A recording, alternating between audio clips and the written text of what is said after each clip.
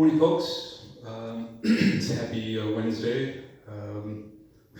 Feels like we haven't talked in a while now, since it's been about a week, but hopefully everybody had a nice Labor Day. A few things today. Some of the questions that are out there, of course, are on flu shots. And I can tell you that we are going to be offering flu shot clinics here and at Gate Circle for our residents at the end of September and early October. We've already arranged the dates, and I'm not going to tell you when the dates are today because we have some logistics to work through. But you will be hearing from us through written memo and probably a phone call because, as I talked about before, it's very, very important, crucial this year, probably more than any other year in the past, that as many people as possible get their flu shots for obvious reasons. You want to try to eliminate or mitigate as much as you can the flu in the age of the COVID pandemic. So we're going to be, whether it's certainly residents and staff, we're going to really be encouraging and pushing people to get their flu shots, get them as quickly as possible before the start of the flu season, so that, quite honestly, that isn't as big an issue as it possibly could be for those that don't get their flu shot. And I mean, the reality is you could get both at the same time. You could get the flu and you could get the other COVID virus at the same time because they're two distinctly different viruses, or you could get them back to back. So let us work with you to lessen the possibility of the flu this year. Those clinics are going to be done by Wegmans. They're going to be done at both sites here and at Gate Circle. They're coming up fast. You're going to hear from us in a multitude of different ways in the next week or so about possibly even scheduling residents to come at different time periods so that you can get those flu shots. So much more to come on that, but I wanted to give everybody a heads up because I have had a couple of questions. One of the things, hairdressers. So for those of you who have loved ones that live in skilled nursing or assisted living, or if there's folks in assisted living and skilled nursing who are listening now, everybody's happy that our hairdresser that we actually had to hire as our own employee started yesterday.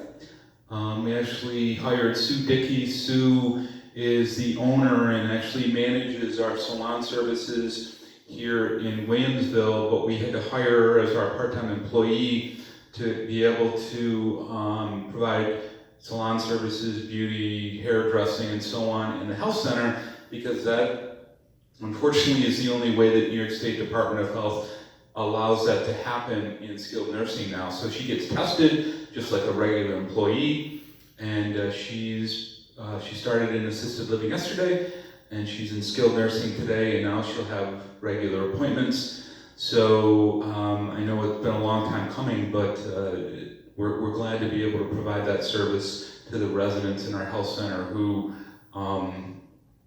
obviously need that service. So that's been great. One of the things that we got yesterday, actually a confirmation from the main pharmacy that actually supplies pharmaceutical supplies to our health centers. It's actually Buffalo Pharmacy. And they have confirmed through the federal government that when a vaccine is approved and ready for distribution, that nursing home residents and nursing home employees nationwide will be the first to get it. So we assumed that was going to happen, and yesterday that was actually confirmed for us through our local pharmacy who supplies our medication to our health center. And by nursing home, I also mean assisted living. So nursing homes, assisted living, and the staff that work there within that environment will be the first in line nationally to get the vaccine. So we actually, this week, had to supply them with numbers, staff members, number of beds, number of health center residents, etc., so that they are prepared for that. So, that we assume that's good news. You're certainly hearing and reading all of the different information out there when a vaccine might be available. I'm not going to comment on that, other than to say that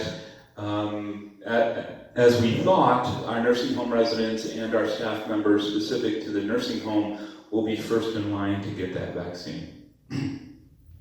Last thing I want to talk about is back to the soapbox that I've been on for 7 months now. And probably 6 months, and that's mask usage. So I want to point out a couple of facts. The first thing is, you may have been reading this or certainly heard this, the positivity rate of the virus here in Western New York is double the rest of the state. So the rest of the state is actually 0.9% recently, the last month or so. And that's a figure that you can research, it's out there. In Western New York, it's about 2%. So it's slightly more than double the positivity rate here in Erie County or Western New York versus the rest of the state. There's a bunch of reasons why that is, but that's the reality. So we're okay here, we're certainly not great. And so the possibility for exposure here in Western New York continues to be legitimate, and the possibility of COVID coming to Canterbury Woods continues to be a real issue, folks. So I say this because you've heard me say it time and time again. One of the issues that we're having more and more is that people are getting complacent, and we see this. So I'll give you an example. I think it was last Wednesday evening, we had the young lady that works at the front desk who takes temperatures in the evening, jot down how many times she had to ask residents, anybody that was coming in the door, anybody that was around her, to either put on a mask or adjust their mask so it was fitting correctly. And she started work at 4:30, she left at 8 o'clock at night. She had to have that discussion 43 times between 4:30 and 8 o'clock at night. 43 times here in Williamsville. Mostly to residents, because that's the most of the population that are coming in and out at that time. That's sad that we have that many of our own residents, good percentage of that 43 were our own residents who are not following the rules of the community, which is mask usage when you walk in the front door, throughout the common areas, fitted appropriately. And the comments that we're getting back are, oh, management's not here, we don't have to. Specifically about weekends, folks, what I'm hearing and the feedback that I get is that when management, i.e. myself, when we're not here, many residents just decide that they don't want to follow the protocols. So what does that mean? Well, I mean, at the extreme, it means that you're not following the rules and regulations of Canterbury Woods, and you're putting other residents and staff members at risk, putting them in harm's way. And, that's a contractual issue, to be perfectly honest with you. If you read your contract, that potentially can lead to not being at Canterbury, not living at Canterbury Woods anymore. I mean, that's the potential. But the reality is that, again, you're putting staff members and other residents in harm's way because either we're getting lackadaisical about it, don't believe in it in general, which is a whole different issue and sad. Certainly there's a level of forgetfulness, and that's okay, and people do need to be reminded every once in a while. We all get that, we're all human beings. But I think the 43 number in one evening is stark, and it tells us that there's a real problem. So folks, the virus is still raging in our community, double what it is in Western New York. We are all in this together.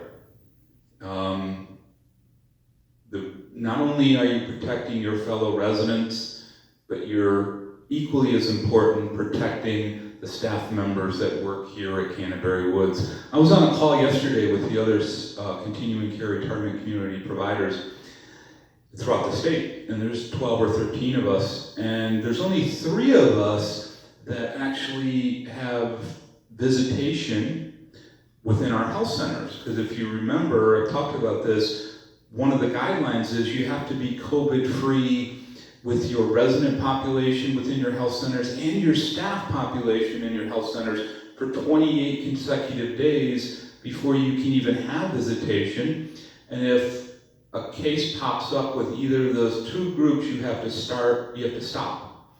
There's only 3 of us in the state, Canterbury Woods being one, who even has the ability to have those visitations. So this is how important this is, not only for us individually, but keeping this community safe affects the people that want to visit their loved ones, etc., etc., etc. So I cannot stress this enough. Don't get lackadaisical, please. Wear your masks. I am asking all residents, and I'll be going to all resident committee meetings, asking them to put peer pressure on their fellow residents. If you see one of your fellow residents not following the guidelines, please ask them to put a mask on. Please ask them to wear it appropriately for your own safety and the safety of our staff.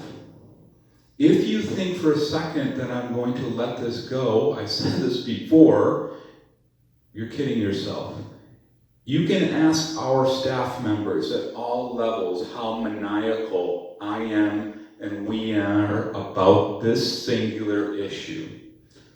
Because we know, folks, it works. It's primary to keeping everybody safe. How do I know? Well, I can tell you this, that early in this pandemic, we had direct care members in the health center test positive for the virus. And none of our residents have. So, those direct care members, as they were delivering care, were wearing masks, were washing their hands, were doing everything that they needed to do to protect other people from themselves. And it consistently has worked. That's how we know. The data is overwhelming, not only here at Canterbury Woods, but throughout the country. Wear your mask. If you don't, we're going to address it with you. If you consistently don't or refuse to, then that'll be a bigger issue and I'll address it with you in different ways. Please wear your mask. It is crucial. It is the policy, it is the protocol, it is the expectation here at Canterbury Woods in the common areas, when you're walking around, when you walk in the door. And it doesn't mean that just because you're alone, you shouldn't have your mask on. You should have your mask on, whether you're alone walking down the hall or not. You should have your mask on, because you never know who you're going to run into. And it's easy to forget that you don't have your mask on or you don't have it pulled up correctly. You shouldn't be going down to get coffee or breakfast food and then coming into the common areas and eat it and drink it. That's not acceptable. You have to take it back to your apartment. You have to have your mask on at all times. Thank you, and I'll see you back here on Monday.